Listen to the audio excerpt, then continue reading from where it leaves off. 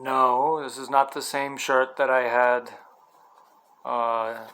yesterday. And I have 3 blue shirts, so you guys don't know which one I'm wearing. I have like 2 yellow shirts, 2 white shirts, all IST. I got 2 black shirts. That's the beauty of staying here. All the other North American teachers, they come here for like 1 or 2 years and they leave. Guess who gets their shirts? Mr. Williams. This shirt comes from the great Hector Cruz.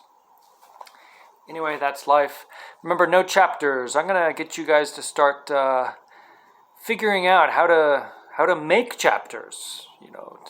How to think of what would be a good chapter for these. But today we're going to do page 22. And we'll do what would be 2 chapters. So that'll take us from page 22 to page 39. So we're going to go through 2 chapters. We'll do all of our analysis, in Schoology and during class. So I'm just going to read it for you. So here it is.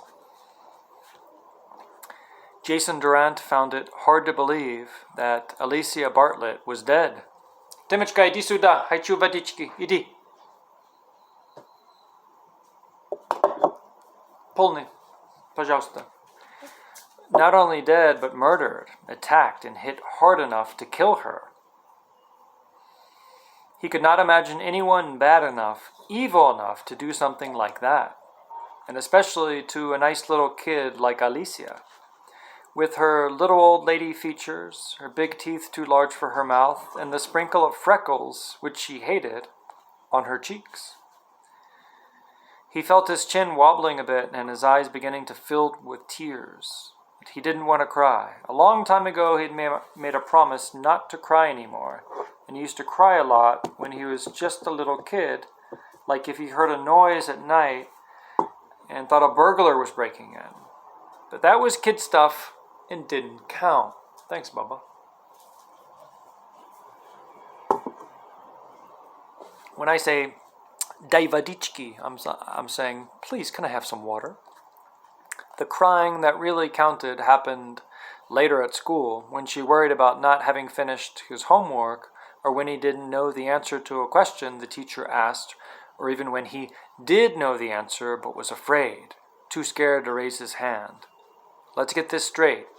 He didn't really cry, but his chin would begin to wobble all over the place and tears would fill his eyes and he'd have to hold himself rigid to make it all stop. But he couldn't always make it stop. Then the fight with Bobo Kelton happened and changed everything. That was when he vowed not to cry anymore. Not during the fight, but afterward. And it wasn't even a fight, but one sweet and beautiful blow that sent Bobo to the floor.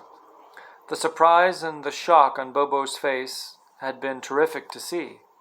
Here's how it happened. Bobo pushed him from behind while they were waiting in line in the school cafeteria. But that wasn't the real reason Jason had turned around and knocked him down. The real reason was all the things that Jason had seen Bobo do over the course of the year. Sly stuff. Tripping someone, pulling a guy's shirt out of his pants, slamming a locker door so that Johnny Moran's fingers got caught and jammed. Nobody did anything about Bobo. Merely accepted his actions, or maybe didn't see his mean little tricks, but Jason prided himself on his powers of observation. When you're an outsider and not part of the bunch, you're in a position to see what others don't see. And Jason was a witness to Bobo's worst act of all, what he did to Rebecca Toland. The day before the incident in the cafeteria, Jason had seen Bobo Kelton during the change of classes walk right up to Rebecca Toland, who had stopped by her locker. He pushed his body against hers, he whispered something in her ear, and Rebecca shook her head in shock and anger. Bobo drew away and then reached out and actually pinched her chest, tweaked one of her small breasts. It all happened in a few seconds as students rushed by, too intent on hurrying to the next class to notice what was going on. Jason watched as Bobo walked away, leaving Rebecca standing there, pale and trembling. Hearing the warning bell, Jason went off, heart pounding with fury, knowing that Bobo would probably get away with what he'd done. Jason doubted that Rebecca would report the incident, and he was right. Yeah, Bobo needs a beating. The next day, Bobo pushed Jason lightly from behind as they stood in line in the cafeteria. Whirling around, Jason pushed Bobo back, shoving both hands against his chest. Bobo stepped back, surprise on his face, remembering what Bobo had done to Rebecca and all his other mean stuff. Jason hit Bobo with a clenched fist, astonishing himself as well as Bobo. Blood spurted from Bobo's nostrils, and he fell backward, landing on his butt with a howl of pain.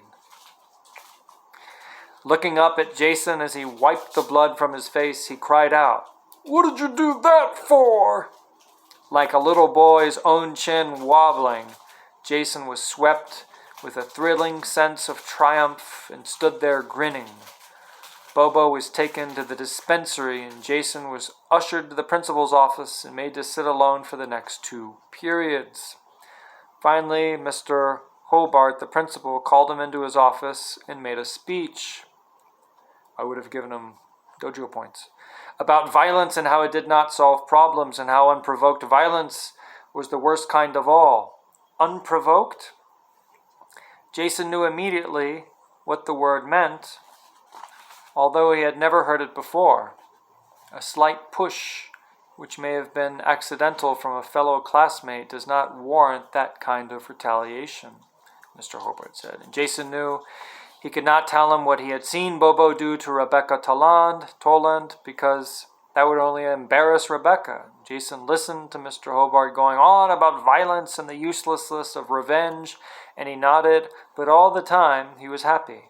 He had done something. He had taken action. He had socked Bobo Kelton. Give him a bloody nose. He didn't think he'd ever hit anybody again, but he had proved himself capable of doing it. And let me just stop so you guys don't think, I'm being funny here. The Bible, this whole idea of just turning your other cheek and letting bullies bully you and people getting bullied, no, the Bible's absolutely against this. And if they don't stop, they need to be punished. And normally, biblically, the punishment is physical, starting from the parents. And if not from the parents, it comes from the school, which back then they didn't, kids weren't going to school, or it'd come from the army. So when I think about this again, I'm like, oh, he's not doing something biblical or Christ-like. Yeah, well, read the New Testament again. Read what Jesus Christ did when he entered the temple and he saw people buying and selling things. He whipped everybody out of there with some cords. So no, you're not to just cower to the bullies, but sometimes the bullies need to learn a lesson. So I'm really happy reading this. And out of the principal, I'm serious, I'd give him points. And at the same time, Mr. Hobart's office, letting the principal's words fill the air but not his ears, he vowed never to cry again. He wasn't sure of the connection between hitting Bobo Kelton and not crying anymore, but it was there all right. The incident did not change his life. Rebecca Toland did not rush into his arms like she had done if this had been a movie. In fact, she ignored him as usual, and he was still timid and hated to answer questions in class. His classmates looked at him curiously for a day or two, but nobody passed any remarks. Didn't cheer for him, didn't boo for him either. Bobo steered clear of him.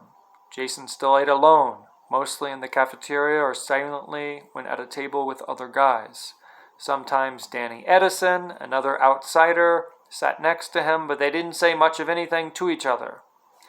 But Jason had not cried since that day. No tears on his cheeks or quivering chin. Until now, in his room, thinking of what happened to Alicia Bartlett and his chin wobbling all over the place. He turned away as Emma entered the room, not knocking as usual, which sometimes irritated him, but he was glad for her appearance now. He composed himself, got his chin under control, as he heard her say, "Too bad about Alicia Bartlett." Pause, and then, "You okay, Jason?" He nodded, looking out the window. "You liked her a lot, didn't you?" Jason nodded again, watching a police cruiser driving slowly along the street. Craned his neck, watching its progress. "Didn't you always help her with her jigsaw puzzles?" Emma asked. Jason watched the cruiser make a U-turn 3 houses away. I didn't really help her. She was really good with the puzzles, but I got a kick out of her. I didn't really like her, Emma said. Jason turned to her in surprise because Alicia had always reminded him of Emma. Oh, I know you're supposed to say good things about someone who dies, but I thought she was a pain in the neck. Always acted like she was better than anyone else. Always wore those dresses. And she was only 7 years old, for crimini's sake. Jason looked at Emma as if he had never seen her before. But maybe she was right. Alicia got on his nerves sometimes. She could be moody, didn't feel like talking on certain days, and sent him home once, saying she wasn't in the mood for company, but most of the time he was amused by her little old lady ways, and she listened to what he had to say, which was more than he could say for a lot of other people. But I'm sorry she had to die in that horrible way, Emma said. I'm sorry too, Jason said. Do you think I'm horrible for saying what I just said about her? And Emma looked as if her own chin were going to begin wobbling, and her eyes suddenly glistened as if hidden tears were forming. No, Jason said, afraid that he too would start crying. And that was when he heard the doorbell ring. And a moment later his mother came to the door and said a police detective wanted to talk to him about Alicia Bartlett's murder. So I don't know. I mean, I feel so far that he's not the murderer. But so far I don't know anything. And I don't see any reasons. I don't see any reasons why he would do it, unless you guys see one. So let's read on. So this is the next break. This is the next paragraph. So page 30. The last person to see Alicia Bartlett alive? Except for the murderer, of course, Detective Lieutenant Braxton quickly added. Jason felt himself recoil as if someone had punched him in the stomach, like the time when he'd collided with Rod Pearson in a game of touch football and he had the breath knocked out of him. He had gasped for air just as he did now, relieved as air rushed into his lungs. Not like that other time, lying on the ground, waiting to suffocate and die. The detective fastened his black eyes upon Jason. His face was thin, as if his flesh had been pulled taut from the back of his head. His eyes were bloodshot. He had refused the cup of tea Jason's mother had offered with an abrupt, "Sorry, Mrs. Durant. Time is really a factor, and I have some important questions for Jason." Turning to Jason, leaning forward, he said, "I want you to be real careful, Jason, and tell me everything you remember about that last visit with Alicia." Later, Jason realized that he hadn't told the detective exactly what had happened the afternoon Alicia had died. But not that he had lied. He had told the truth. Under the detective's double-barreled gaze and his rapid-fire questions, Jason had answered as best he could, and he had never been questioned by a detective before and had never had a friend murdered before. The detective also seemed so impatient as he asked his questions that Jason was relieved when he was able to give quick answers. For instance, when the detective had asked if everything had been normal at Alicia's house that afternoon, Jason had answered unhesitatingly, yes, because everything had been normal. Alicia had been fussing and fuming about the jigsaw puzzle as usual, even though she was a whiz at placing the pieces in the right spot. Her brother, Brad, had been a pain in the butt, also as usual, jumping around the swimming pool, pushing and shoving his buddies, Greg Chavin and Marv Galehouse, a lot of yelling and screaming, and once in a while, Brad leaped out of the pool, shaking water off his body like a big dog, almost dousing the puzzle, trying to get a rise out of Alicia. Nothing new about that. Brad tried to get a rise out of everybody, although he had spared Jason that particular afternoon. Frankly, Brad was obnoxious, never sat still, and he'd give little pushes to your chest with the flat of his hand as he talked to you, even when he was being friendly. And that was why Jason told the detective that everything was normal that afternoon. The detective then asked a follow-up question that sounded to Jason like the same question asked in a different way. Did Alicia seem upset about anything? Jason thought a moment. Well, she was having trouble with the jigsaw puzzle. It was a hard one with like 1,000 pieces, a big red bird, and a cardinal. He told the detective that Alicia had set up a card table on the patio not far from the pool. That was why she had to keep yelling at Brad to stop splashing water all over the place. She'd already filled the edges of the puzzle, which was the easy part, and all the other pieces looked alike to Jason. The detective looked up from his notebook, shook his head, and Jason could tell he was getting impatient with these details. She finally got mad at the puzzle and knocked the pieces off the table and sent them all over the patio, Jason said. Did she seem upset about anything other than the puzzle? Well, Brad kept teasing her, but he was always teasing her, and everyone else, too. The detective said nothing and sat there looking at Jason until Jason began to squirm a bit. He wished he could come up with some big clue to satisfy the detective, but there was no big clue that Jason knew of. "What time did you leave Alicia?" the detective asked. Well, Jason hesitated. He hadn't been wearing his watch, and he never wore a watch during summer vacation because time didn't seem important. Well, I'm not sure. A few minutes after Brad and his buddies left, I helped Alicia pick up the pieces of the puzzle, and we took them and the card table into the house. She offered me a glass of lemonade, but I could see she was still not in a very good mood, and I came home. Did you check the time when you arrived home? Detectives are always asking about the time.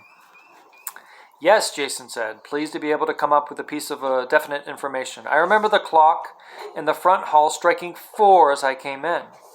Well, how long did it take you to arrive home from Alicia's house? Jason tried. 4 to 5 minutes. She lives right down the street. Lived, not lives, Jason corrected himself. And the fact of Alicia's death struck him again, but he was determined to hold himself in check and made himself sit stiffly erect. See everything suspicious on the street as you walked home? Actually, I did walk on the street. I went through the backyards. I didn't go on the street. I went through the backyards. Proud of himself for being in control. And I didn't see anybody. Alicia was alone in the house when you left? Right. She was headed for the kitchen for lemonade when I said, see you later, and came home. You said you arrived home at 4 o'clock. Was anybody else home? No. My mother and sister came home about, and he turned to his mother for help. Emma and I arrived almost at the same time, his mother said. Oh, maybe about 5 or so. She hesitated, frowning. Why are all these questions so important, detective? Everything's important, Miss Durant, and especially Jason's information. We haven't found anyone else who saw her after Jason left her at the house. By tracking Jason's movements and making some kind of timetable, we can trace Alicia's movements. For instance, now we know that Alicia was alone in her house at about 4 o'clock when Jason left. They all sat in silence for a while. Awkward. Jason glanced at Emma, saw her eyes bright with interest. She had started writing a detective story a while back, and this would provide her with first-hand material. Anything else you can tell us, Jason? Jason? The detective asked. Jason shook his head. The detective closed his notebook with a snap. All his movements were quick, without wasted effort. If you think of anything, let us know, he said, rising to his feet. After he'd left, Jason's mother told him he had done just fine, answering the detective's questions. I know what a strain this must be, she said, touching his cheek. Heading for his room, Jason wondered whether he had really done just fine, like his mother had said. He flung himself on the bed, trying to sort out his thoughts, trying to recapture exactly what had happened that afternoon. What hadn't he told the detective? And was any of it important after all? What he hadn't told, that he wondered whether Alicia was upset about more than the puzzle that afternoon, and whether Brad was involved somehow. He remembered how Alicia kept looking at the pool and yelling at Brad to quiet down. "How the hell can I concentrate with all that noise?" she had yelled. Hell sounded foreign on her lips. Hell wasn't exactly a swear word, but it was a kind of a shuck coming from Alicia, who was a proper, dainty little girl. "What's the matter, Alicia?" Jason had asked. "Are you mad about something?" No more than usual," she said, pointing with her chin at Brad and his friends. He gets my dander up. Yeah, I don't use that. He makes me very upset." Jason shook his head in admiration and affection. Dander? It's a grandmother kind of word. That was why he got such a kick out of Alicia. She acted like a little old lady sometimes, as if she'd been born in an earlier time when most kids spent hours on the internet. She did jigsaw puzzles. She wore dresses most of the time and was seldom seen in pants or shorts or even on hot days. She scolded Brad as if she were his big sister and not his kid sister. Jason closed his eyes now, remembering how he and Alicia had worked on the puzzle together while trying to ignore the antics going on at the pool. Alicia finally hit her stride and began to place a series of pieces in their proper slots, although she continued to frown and scold. Brad and his buddies finally abandoned the pool and toweled themselves off in the sun. Brad wandered over the patio and stood silhouetted against the sun. "What would happen, Alicia, if I accidentally tripped and knocked that card table over?" Deliberately stressing the word accidentally. Alicia gave him a withering look. "Haven't you done enough damage today already?" she said in a voice as cold as an icicle, not a kid sister's voice at all. Brad just stood there, the sun at his back, his face in shadow so that it was impossible to read his expression. Alicia continued to stare at him as if waiting for a response. "Right?" she said, spitting out the word. Brad turned away abruptly and joined his friends. The next time Jason looked up, they were gone, leaving a heavy silence in their wake. Alicia muttered something under her breath. "What did you say?" Jason asked. You wouldn't want to know," she said. And that was when she swept her hand across the table and sent the pieces of the puzzle flying in all directions. She sat there a minute looking at the scattered pieces. Jason thought she was going to cry. Instead, she said, "I'm tired of doing puzzles. Let's get a cold drink. Mom made some lemonade." Her lips were trembling and her hands shaking. Jason's own lips were trembling now as he opened his eyes and stared at the smoke alarm on the ceiling. Should he have gone into all those details with the detective? Or were Alicia and Brad just having another one of their squabbles, brother and sister stuff? Would he have some stupid look as he had told the detective about it, and it turned out to be nothing at all? He had looked stupid too many times in his life. Anyway, did it all really matter? With Alicia dead, that overwhelming knowledge giving him shivers, what did an argument amount to anyway? Brad was probably sadder than anybody on earth right now, thinking of the lousy way he had treated his sister the day she died, the day she was murdered. Poor Brad, Jason thought, but most of all, poor Alicia. He didn't try to stop the tears this time, but no tears came. His eyes were dry, and that seemed even worse than crying. So yeah, it's getting more interesting as we read on. So stay tuned, guys.